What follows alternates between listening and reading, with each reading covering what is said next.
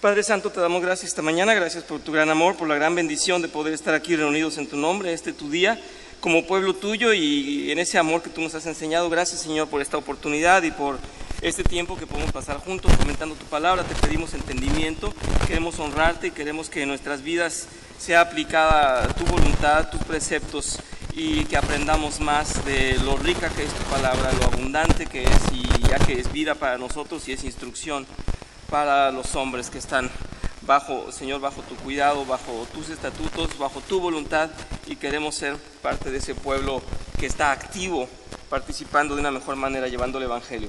Sé con nosotros, te pedimos por aquellos que están en dificultad, por aquellos que no han podido llegar y que seguramente vendrán más tarde. En el nombre de Cristo Jesús, amén.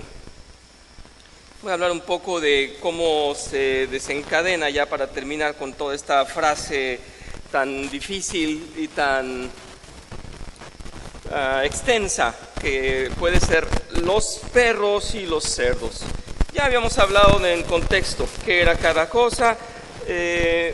Pudimos decir que los perros estaban considerados como animales rebeldes, como animales enemigos, como salvajes, y todo esto, este contexto nos quedó claro.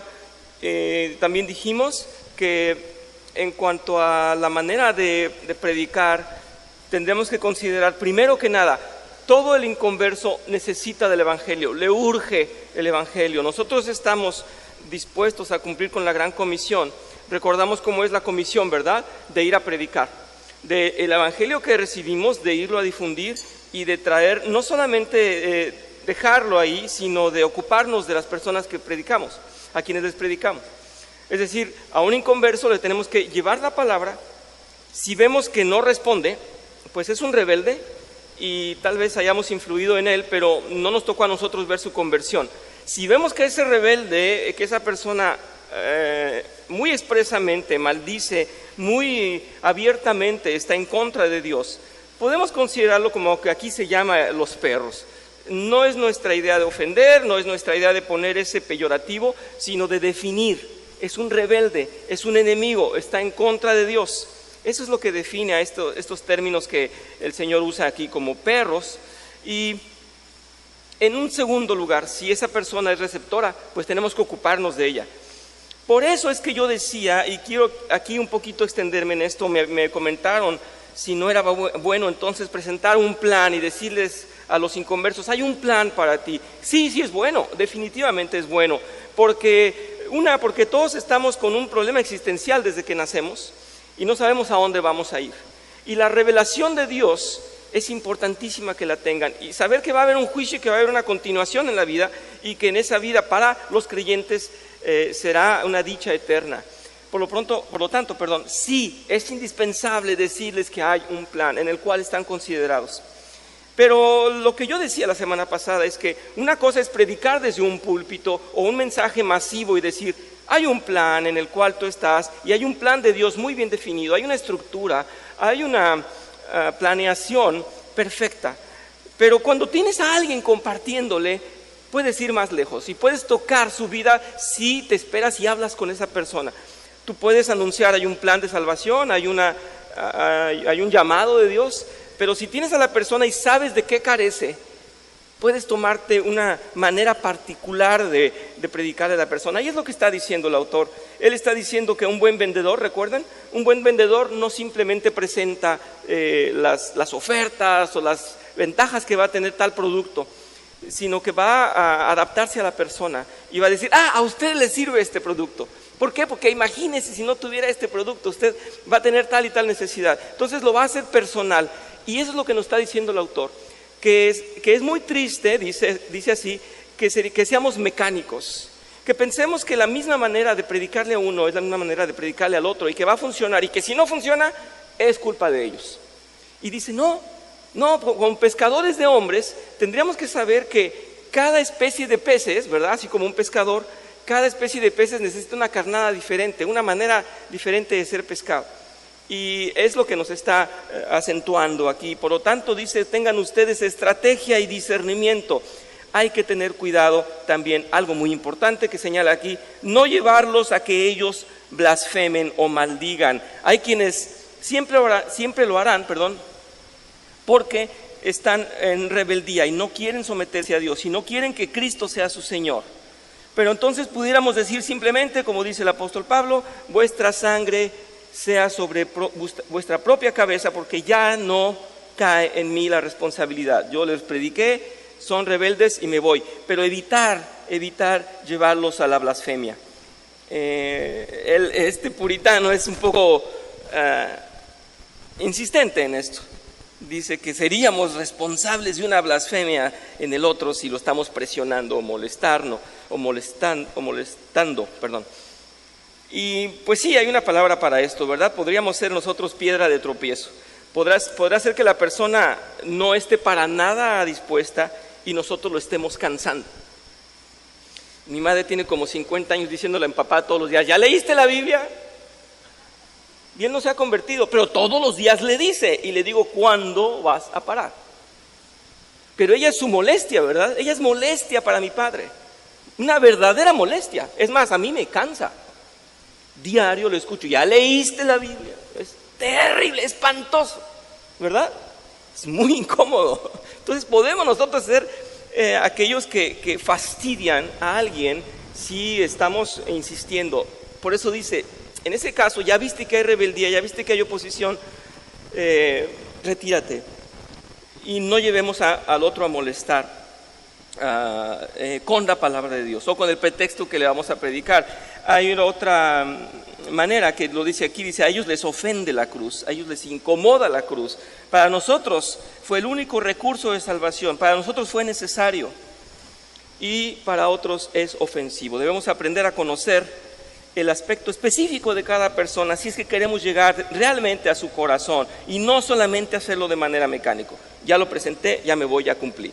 Esto significa, en el caso de un no creyente, dice, que vamos a presentarle una doctrina, primero que nada, no de su culpa, porque él en el fondo sabe que es culpable, sino de una justificación por fe. Hay que llevarle, primero que nada, la doctrina de la salvación por fe. Eso pienso que es una gran diferencia. El señor Jerry Cross, ¿recuerdan? Que tuvimos la oportunidad de que nos viene a dar unos cursos y él hablaba de esto. Él decía, ¿cuánta diferencia hay en muchas doctrinas, en muchos dioses, en muchas religiones, en donde te dicen que si no te portas suficientemente bien no vas a entrar al cielo, que eres un enemigo de Dios si no obedeces?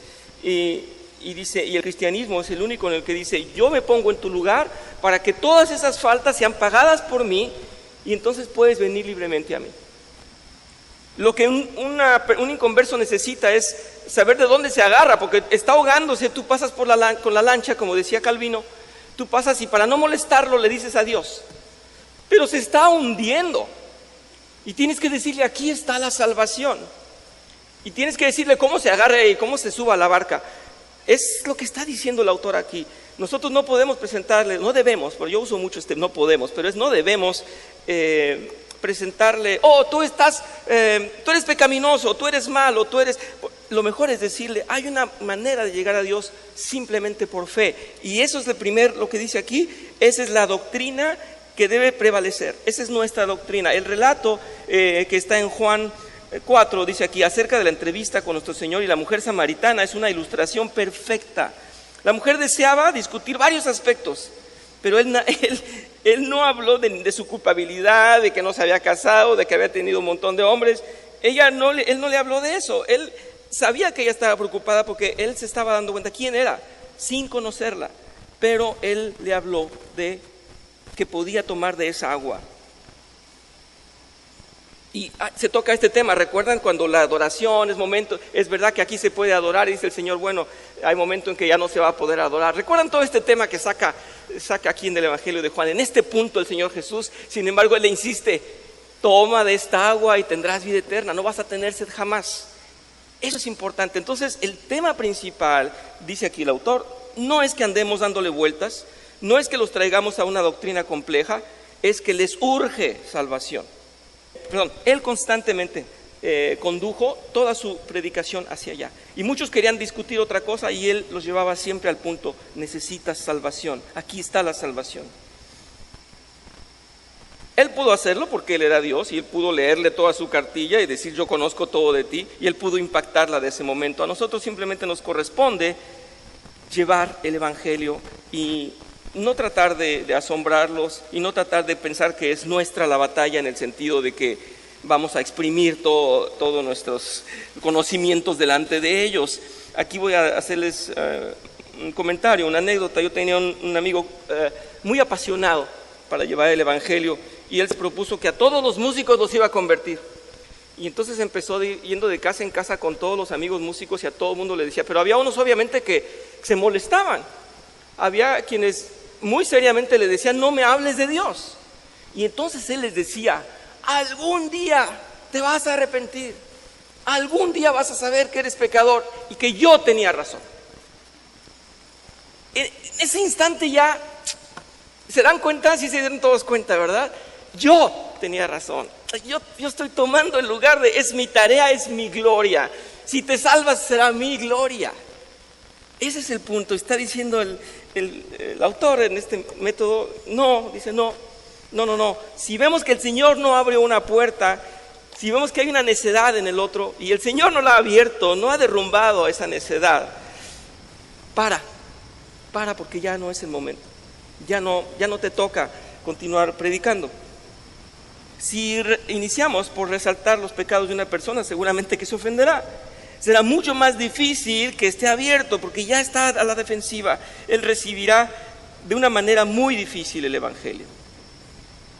Si le explicamos todo lo que la santidad nos lleva a sacrificar, no le va a gustar, ¿verdad? No le va a gustar. Yo creo que un inconverso nos ve como gente sin sabor, como gente un tanto apáticos, o hay una palabra, antagonistas con el mundo, ¿verdad? Yo creo que dicen, ay, qué aburrido, los domingos, tan rico que está en la casa y no hacer nada. Leer la Biblia tan enfadoso, yo he intentado leer, no hombre, es aburridísimo. Es más, no sé ni por dónde empezar. Y ellos te sacan que Mateo no sé qué y que Apocalipsis, y ya, es un aburrimiento horrible, ¿verdad? Se les hace muy, muy denso. Entonces, si tú llegas con las doctrinas más complejas, van a decir, eso exactamente es lo que no quiero. ¿Por qué no me la ponen fácil? Cuando yo tuve la oportunidad de venir a Vida Nueva por primera vez, que estaban allá abajo en el centro, yo fui entre con ganas y no muchas ganas, pero esta curiosidad que me despertó la hermana Linda cuando dijo que yo podía ir, que no importaba los pecados, yo podía ir, me hizo así como curiosamente acercarme poco a poco, y dije, bueno, voy a entrar. Y lo primero que escucho es que el Señor está por encima de mis pensamientos, y que cuando Él me llama es porque yo voy a ir, no porque yo decidí. Y dije, esto es algo científico, esto es algo intelectual. Y el pastor estaba hablando de Oswald Chambers, y yo decía, yo no entiendo quién es Oswald Chambers, pero yo entiendo que mi voluntad está delimitada por alguien más. Eso me interesa, porque en todos los lugares me dicen que es mi culpa y que yo tengo que portarme bien, y que si yo decido me salvo. No lo entiendo, no comprendo cómo, si mis pecados son tan grandes y yo voy a tomar la decisión de salvarme, ¿cómo un pecador puede tomar esa decisión? ¿Me explico? Y aquí lo que me están diciendo es todo lo contrario, que ya pagaron por mí y que yo vengo porque Dios quiere que venga. Eso a mí me rompió la cabeza. Dije, no, este Dios sí me interesa. No es aquel de todas las normas y todos los dogmas con los que me llevaba mi abuelo a leer el rosario, a rezar el rosario. Para mí ese fue un punto importante. Aquí se está hablando de algo, me va a romper el entendimiento, quiero eso. Entonces, por lo tanto, hay personas a las que no forzosamente lo complicado les va a gustar, contrariamente, sino que van a decir, yo no quiero tu teología, yo quiero que me salve y que Dios me abrace. Pero nosotros llegamos y le decimos, no, método 1, teología sistemática, método 1, método 2, método 3, si no, no puedes entender el resto.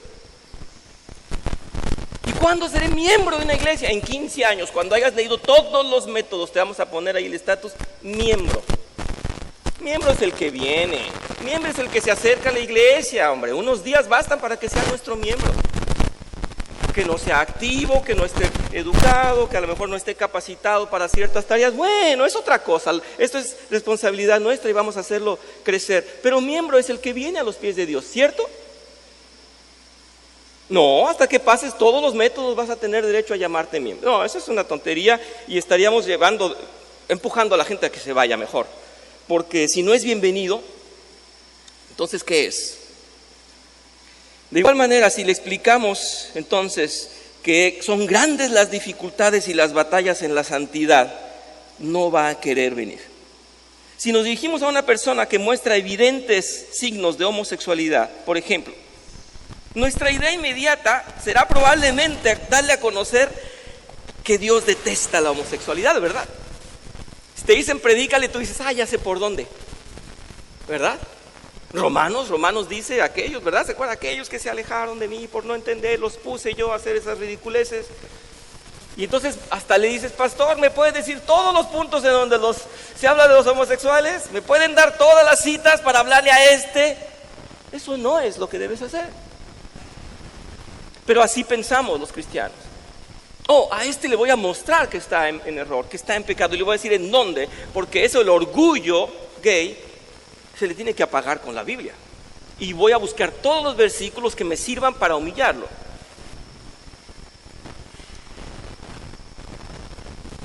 Debemos más bien hacer exactamente lo contrario. Hay que tratarlo con misericordia, ofrecerle piedad con nuestra mejor disposición y compasión. Recordemos que es un ser extraviado y ciego, y muy probablemente tal persona esté buscando una salida a su perversión y desea ser abrazada y animada a esta persona. Nuestra mejor labor será compartirle la salvación por fe, que en cualquier momento de nuestras vidas podemos recapacitar, buscar el rostro del Señor y rendirnos ante su gran piedad. Debemos hacerle ver a la persona el sufrimiento que nosotros sufrimos, que nosotros pasamos, y que no éramos mejores que ellos. A ver si nos va a costar trabajo decir esto. No éramos mejores que ellos, ¿verdad? No, yo sí, porque yo tengo aquí ya mucho tiempo y nunca fui homosexual. Ese es el punto. Que no tu pecado es igual al otro. Que no es desagradable y detestable a Dios cualquier pecado. No, pero él es homosexual, imagínate. Y ese es el punto. Hay que decirle que éramos tan pecadores como ellos, y que Dios nos abrazó, y que Dios nos demostró que Él había perdonado nuestros pecados, y que si tiene esa fe, es alguien salvo. Que nuestro pecado era tan horrendo como el de ellos, y hay que confesar que no pudimos nosotros remediar eso. No lo remediamos por nuestras fuerzas. Cuando revisamos los puntos calvinistas, esto para quien esté un poquito ya interesado en la teología más concreta, pues dice Calvino hay dos cosas de Tulip. La primera es totalmente depravado. ¿Quién de nosotros podía venir aquí limpio? Esta iglesia sí merece que yo llegue aquí. Totalmente depravado, punto número uno. ¿Se acuerdan cuál era el punto número dos? El de la U, de Tulip. Unregenerated, o sea, imposible de que te regeneres. Ningún ser humano podría regenerarse. No, yo solo me salvo. Yo ahorita, es más, si yo quiero, soy alcohólico, pero si quiero, me abstengo. La capacidad de salvarse está en mí. Mentira. Así es que a aquel pecador, sea lo que sea que él traiga, sea su pecado cual fuere, es tan depravado, así como tú, y es tan incapaz de regenerarse que necesita de la gracia, igual que tú. Por lo tanto, entonces la predicación, aquí viene un violador, le voy a sacar todo para que él se sienta un pecador realmente. No hay predicación para el ladrón, para el mentiroso, para el chismoso, si no se les dice a todos que la salvación está por fe y que todos éramos pecadores. No podemos darle al inconverso los temas complejos, tampoco esperando que por medio de tanta teología. A los que se creían intelectuales inteligentes como yo y que me estrellé ese día con la iglesia, sí, a ellos sí les toca eso, pero son marcianos raros, no a cualquiera. La mayoría no quiere complicarse la vida, la mayoría quiere agarrarse. ¿Y dónde está la agarradera para irme yo, para la salvación, para subirme a la barca?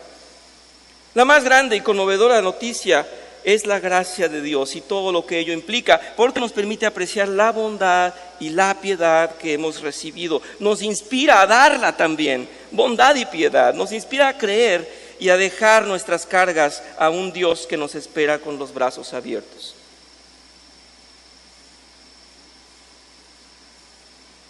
Los de otra denominación, aquellos que sean orgullosos de ser cristianos, reformados y sistemáticos, calvinistas, etc. Lo mismo sucede cuando nos encontramos con algún creyente de otra denominación. Si discutimos con él sobre temas de teología profunda, algunos puntos en los que no estamos de acuerdo, solamente lograremos irritarnos y quizás incluso a pecar por querer poner nuestro punto de vista, imponer nuestro punto de vista. Qué pena, qué lamentable desperdiciar un hermoso y productivo tiempo entre hermanos, quizá para compartir nuestros testimonios, para orar juntos, para alabar, y no para revisar si creemos exactamente en lo mismo y revisar entonces todas las doctrinas del otro, a ver si estamos exactamente igual. ¿Eso importa? Ojalá se entendiera. Ojalá se entendiera. Hay temas que no se deben enseñar y que no se deben discutir y que no es necesario verlos, mucho menos como masa, como iglesia. Temas muy delicados a donde no hay ni siquiera por qué ir. Si eres bipartita o tripartita, ¿saben que es exactamente igual? ¿Sí saben? ¿Sí saben? Si no lo saben, se los puedo decir. Es más, no se debe ni siquiera estudiar eso. Ya es el que quiere mostrar y escarbar y darle las joyas, las perlas así que no sirven para nada a los que estén buscando tres patas al gato, ¿verdad? El que se siente bipartita piensa que es dos cosas, cuerpo y alma. Y necesita el Espíritu de Dios, ¿verdad? Entonces, ¿qué es al final? Tripartita. Y el que se siente tripartita piensa que es cuerpo y alma y espíritu, solamente que un espíritu malo. Y que tiene que derrumbarse ese espíritu malo y morir cuando nace de nuevo. Y entonces, ¿qué es? Tripartita, porque tiene cuerpo, alma y el Espíritu de Dios. Yo le pregunto a un bipartita, ¿eres cuerpo y alma y no tienes el Espíritu de Dios? Sí, entonces eres tripartita, punto. No, pero es que el que nomás piensa que tiene dos necesita a Dios, y el que tiene un espíritu malo necesita a Dios. Lo mismo. Doctrinas inútiles que avergüenzan al cristiano porque está dividiendo, creyéndose más intelectual. Es una vergüenza. ¿Vamos a alabar a Dios? No. Si ustedes son apostólicos, mejor con ustedes no. ¿Qué tal si alguno levanta las manos? ¡Ay, qué vergüenza! Y cuando el Señor les dijo, déjalos que griten, que me alaben, porque el día que nadie me alabe, las piedras van a alabarme con ese gozo. No, pero qué pena delante de la iglesia si nos ve un inconverso, que aprenda el inconverso cómo se alaba a Dios, con ánimo y con amor, ¿verdad? Preferimos hacerlos nuestros enemigos porque no vinieron al curso 75 a conocer una teología que es, ¿saben qué es? Inútil, vacía, infructífera. ¡Qué vergüenza! Entonces no predicamos afuera hasta que no seamos maestros aquí adentro, unos 15 años, para poder ser entonces predicadores y llevar la palabra de la fe. Todos los conocimientos vanos y vamos a hablar de lo más glorioso, la fe. Hablemos ya de la fe, hoy. Ese es el punto, hablemos ya de la fe. Aprendamos, dice aquí, que nuestra tarea es, como siervos de Dios, hacer llegar el mensaje del Evangelio. La redención es el tema central. Hemos sido salvados por gracia y eso es lo más valioso que tenemos. Así que debemos contagiar a otros de esa esperanza que hay en Cristo. Y si Dios nos demuestra que le concede fe a esa persona para salvación, entonces habremos ganado un alma por Él, no por nosotros.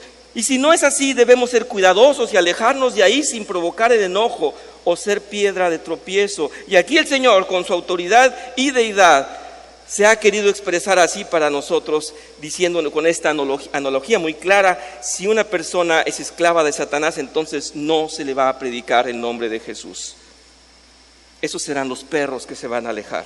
Si se burlan de Él, si lo humillan al Señor Jesús, son los cerdos que han tirado las perlas al chiquero en el estiércol. Esos son los cerdos, los inconscientes, los que no disfrutan de lo limpio. Y recordemos que al final de la Biblia, en el libro de las Revelaciones, se nos hace alusión a esos perros. Y yo tenía, esto que ya había comentado la clase pasada, en Apocalipsis 22. Pero afuera se quedarán los perros, los que practican las artes mágicas, los que cometen inmoralidades sexuales, los asesinos, los idólatras y todos los que aman y practican la mentira. No habla de tu mascota si va a ir al cielo o no, habla de estos perros.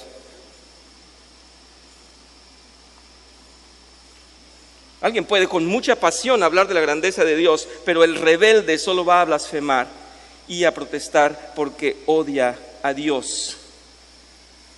Hace mucho tiempo yo me llevaba muy bien. Sí, perdón. Adelante, no, gracias. Por favor, Lupita. Sí, buenos días. Quiero citar Primera de Corintios, capítulo 3.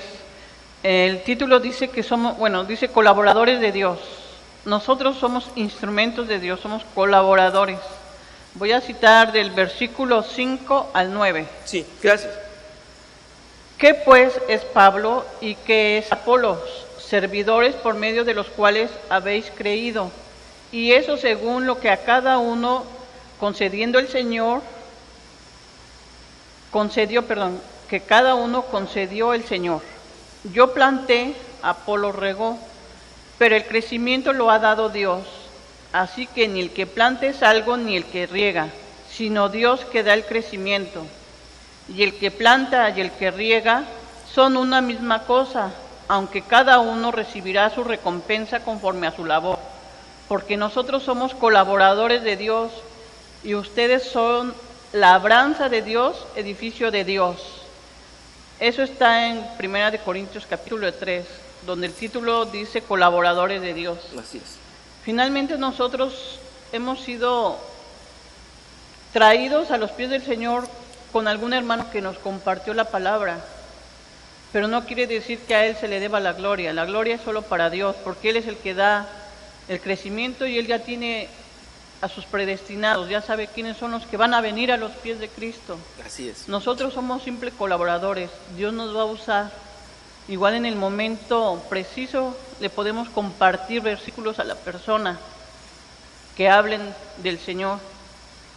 Y si está en Dios, en que esa persona venga y le circuncide el corazón para que reciba al Señor, Dios es el que lo va a traer.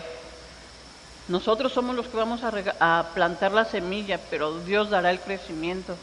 Pero no debemos de pasar las oportunidades porque somos colaboradores, somos embajadores, como lo cita Paul Tripp en su libro, que somos embajadores de llevar la palabra del Señor. Pero finalmente todo lo hacemos para la gloria de Dios, no para ponernos palomita o ay, es que mi hermano, yo lo traje, no. El Señor es el que le dará el crecimiento y el conocimiento a través de su palabra. Y es en el tiempo perfecto de Dios, no nosotros.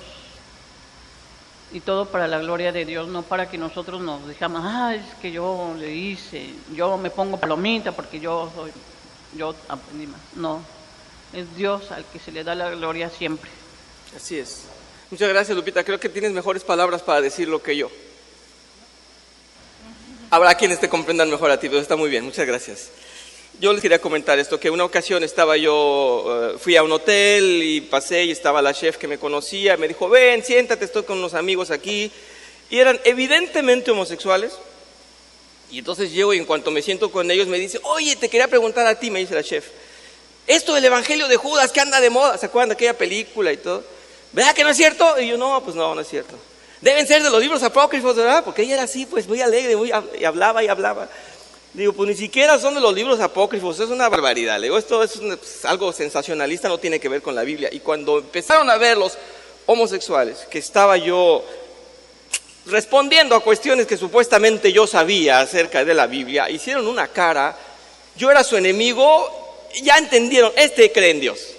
Este cree en Dios, nosotros no creemos en Dios. Se puso tan incómodo el momento. Yo confío en la sensibilidad de cada uno de ustedes. ¿Verdad que hay momentos así? donde dicen, ¿qué estoy haciendo aquí? No me quieren, yo siento que estos no me quieren, ¿qué estoy haciendo aquí? Ese discernimiento es muy bueno, tenemos que pedirlo porque habrá momentos en donde es mejor no hablar, cambiar el rumbo del tema para otra parte. Y si estás en una mesa y hay al menos un inconverso, puede estar asociado con otro inconverso y con otro, y vas a quedar en ridículo y van a pisotear el nombre del Señor. El autor está hablando de eso. Muchas gracias, hermana Claudia. Si me puedes ayudar, Caro, por favor.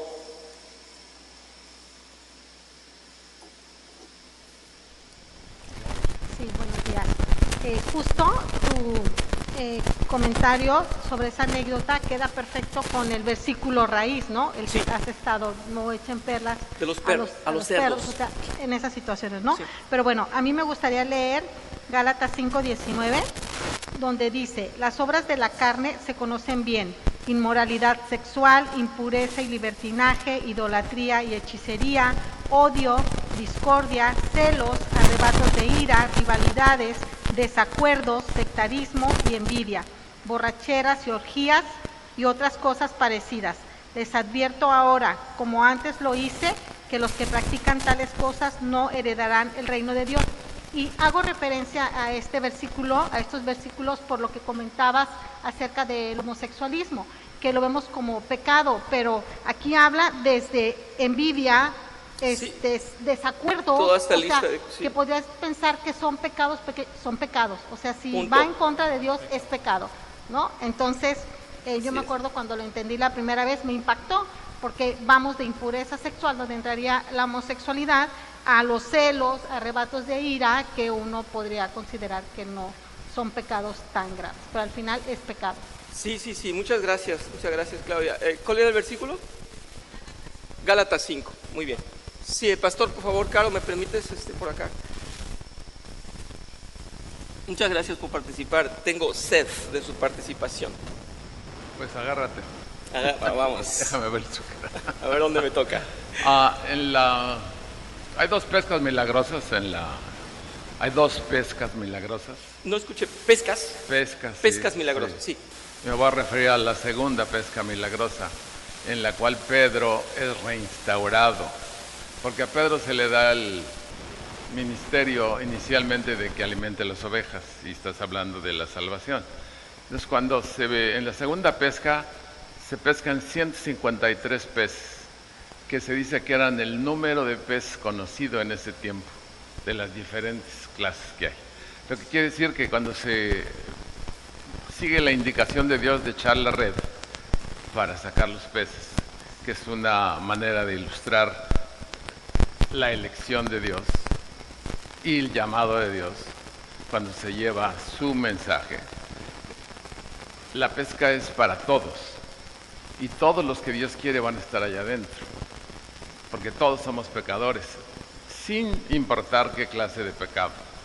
Dios va a traer y va a llamar de ese tulip que estabas tú hablando, la que siguió, la L, el sacrificio limitado, sujeto a su elección.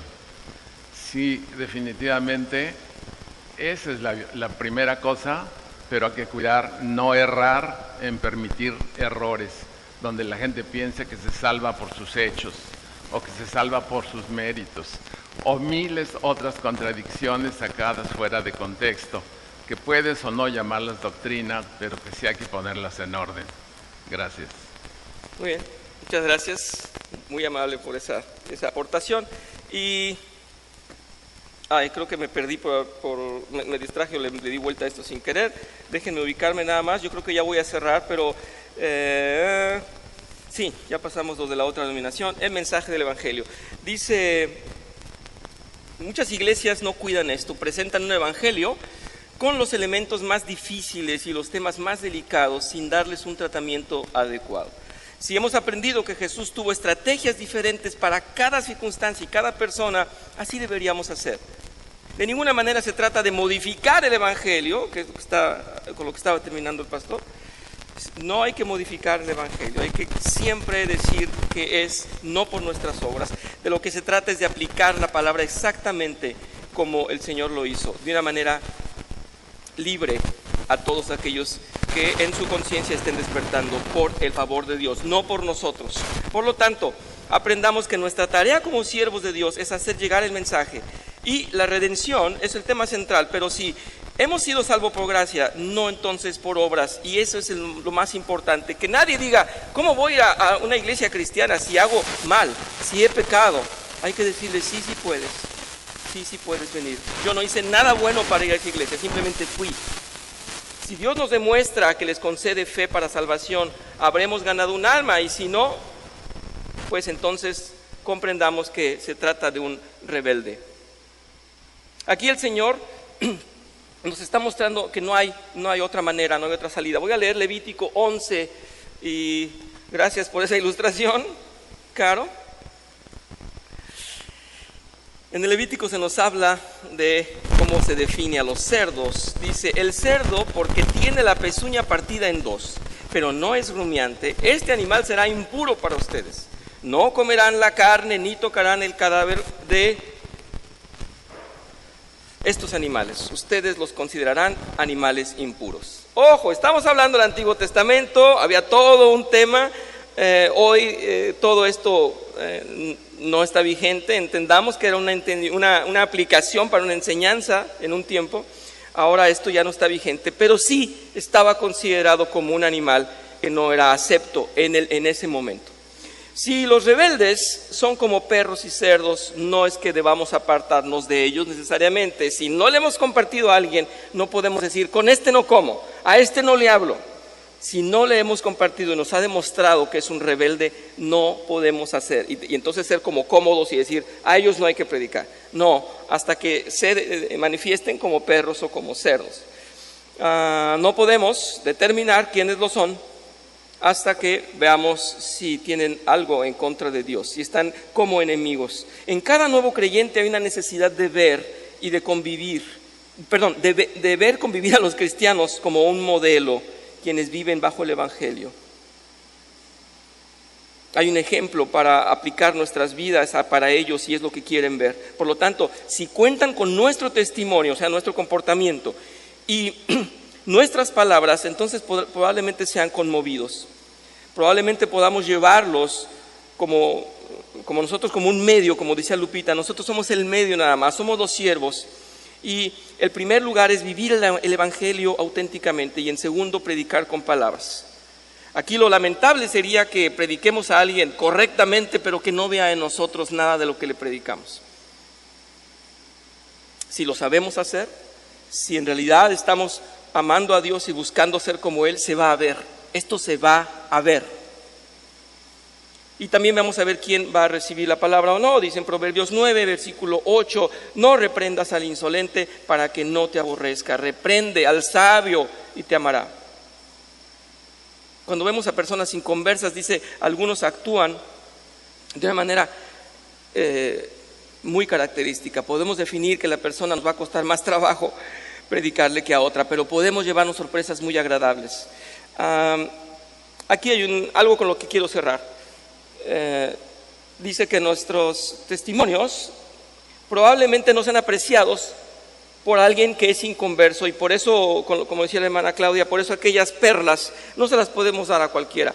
Habrá personas, amigos nuestros o familiares nuestros, quienes no quieran saber ninguna cosa de nuestra manera de vivir, de nuestras convicciones. Voy a dar un ejemplo. Dice aquí, algún familiar nuestro usa malas palabras o no distingue entre un Dios y los dioses, o entre Dios, el auténtico, y los dioses falsos. Le da igual. Y le da igual participar del Halloween que en una posada navideña, vota a favor del feminismo y luego a favor de la igualdad, aplaude la causa del aborto, pero vota a favor de salvar a los perros y luego de la diversidad. Le importa todo lo mismo. ¿Cuántos de nuestros amigos o familiares son evidentemente partícipes de alguna cosa ilegal o digamos incorrecta? Son claramente anárquicos, deshonestos o impúdicos, y nosotros sufrimos porque los toleramos, nos cuesta trabajo. Si creemos en la gracia y en que solamente Dios está al control, entonces veremos que no han sido provistos de fe y que apenas podrían comprender cuando nos abstenemos de algo. Y dice el Señor, El que tenga oídos que oiga. ¿Recuerdan tantas frases en donde la Biblia dice esto? El que tenga oídos que oiga. Quiere decir que por mucho que le prediques, no va a oír si el Señor no le ha dado fe. No le ha dado fe. No puede, no tiene manera de creer. El Evangelio puede resonar en nuestra cabeza, pero no en aquellos que no tienen fe. Solamente será como un ruido. Nos molesta y sufrimos por no poder congeniar con nuestros familiares, con muchos de nuestros amigos inconversos, pero ellos no comprenden por qué. Si les tratamos de explicar, sería como darles las perlas a los cerdos. Es un poquito de tarea, vamos a terminar ya la siguiente clase y les agradezco sus comentarios y su paciencia. Vamos a orar. Señor, te damos gracias porque nos abres los ojos en muchos aspectos y nos haces reflexionar. Probablemente seamos cómodos para llevar el Evangelio a quienes creemos que no lo van a recibir, y habrá que intentarlo y habrá que ir si tú nos permites. Y probablemente seamos demasiado molestos para otros, insistiéndoles cuando deberíamos dejarlos ya en paz. Pero tú eres el que nos va a dar discernimiento y una estrategia personalizada para cada quien. Y nos vas a utilizar de acuerdo al alcance que podamos tener por ti, por tu Santo Espíritu. Queremos honrarte y glorificarte con todo lo que hacemos, y sabemos que vamos a cumplir una tarea que es tuya y no nuestra, al poder abrirles el entendimiento de la fe. Nos ponemos a tus pies, nos ponemos a tus órdenes y queremos servirte siempre, que nos sigas abrazando como el Padre amoroso que eres. Sé con nosotros en el servicio y llénanos de ese ánimo en este inicio de semana. Te lo pedimos en nombre de Cristo Jesús. Amén.